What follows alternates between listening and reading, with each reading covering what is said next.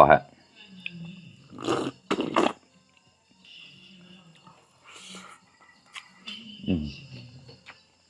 อ๋อโด่ง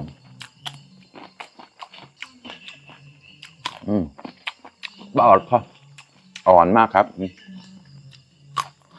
มังเออสำนีฮอดอ้าวสวัสดีทุกคนครับไก่เราแต่เยี่ยงวันนักเลี้ยงเชียร์ปองกระนงนะวันนักก็แขวะมอมังกล่าวอ้าวเสียงบุแขวะปูเราจะทำไปเดี๋ยวนะแกงยอดส้มปล่อยนะครับแล้วก็ที่รอกไม่เบาใส่มันก็ใหญ่นะเชียร์ก็ข้างในใหญ่ๆแล้วเนี่ยกับจุนกลาวชาแนนะหมูสามชั้นทอดครับทอดขมิ้นนะครับมาครับมากินด้วยกันครับแซ่บๆครับไก่เราต้องนุกแรกวิเชียร์ที่พันเดอร์ไลท์ได้แชร์มาต่อนะต่อเลี้ยงเชียร์กับหมูจอนวันนักที่รู้เราอะนะเชียร์ก็ต่อไปได้ไก่วันนักมอยมังแขวะครับเราจะรับกล่าวปุ่นหยิบปอกมังแขวะนะ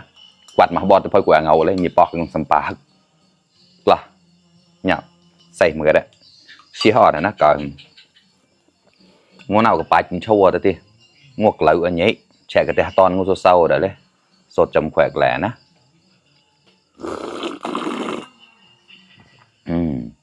khó hảอร่อยมากนะครับ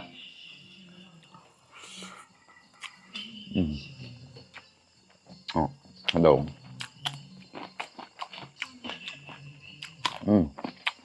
บ้าอดพออ่อนมากครับ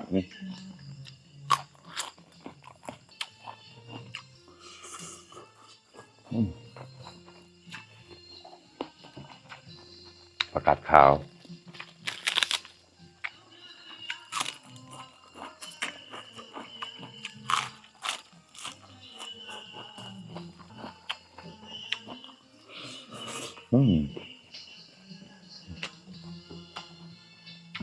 ชิ้นใหญ่ๆเลยครับอร่อยเราเติมแล้วนะครอบมาก่อน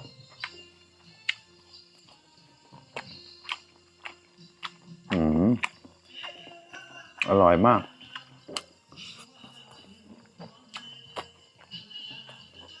กล้าวมาแล้วเยอะ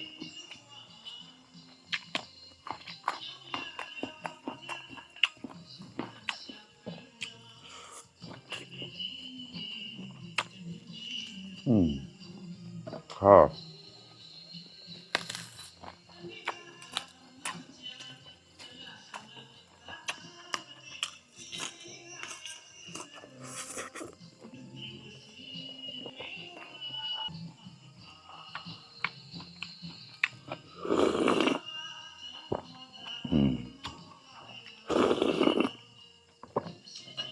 คออร่อยครับ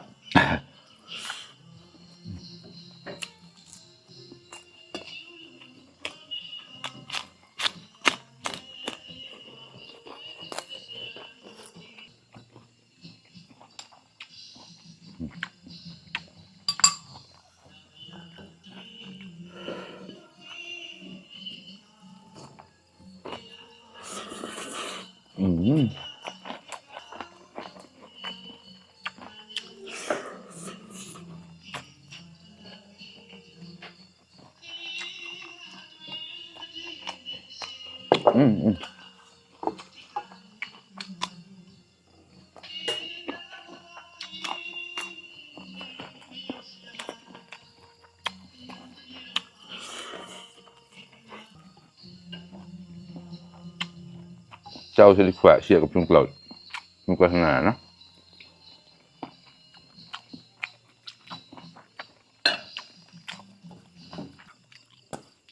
แกงส้มปล่อยแบบนี้เป็นเมนูข้าวบนหม้อเหมือนกันครับเพราะว่ามันกินง่าย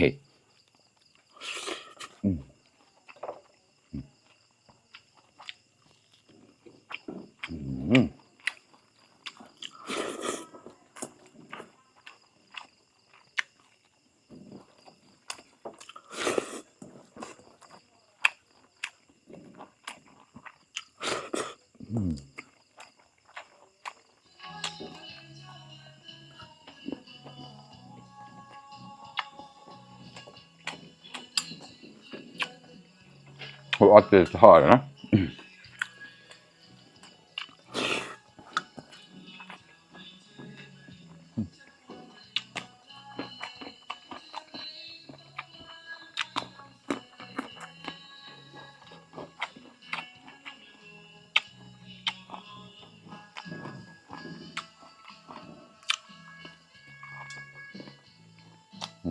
ลอยแรงคอแรงแล้ว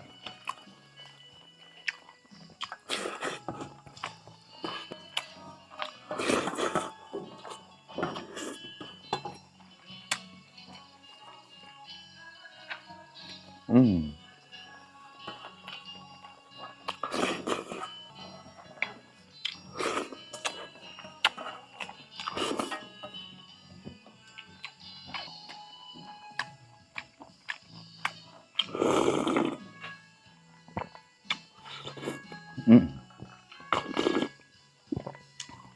พออร่อยมากครับ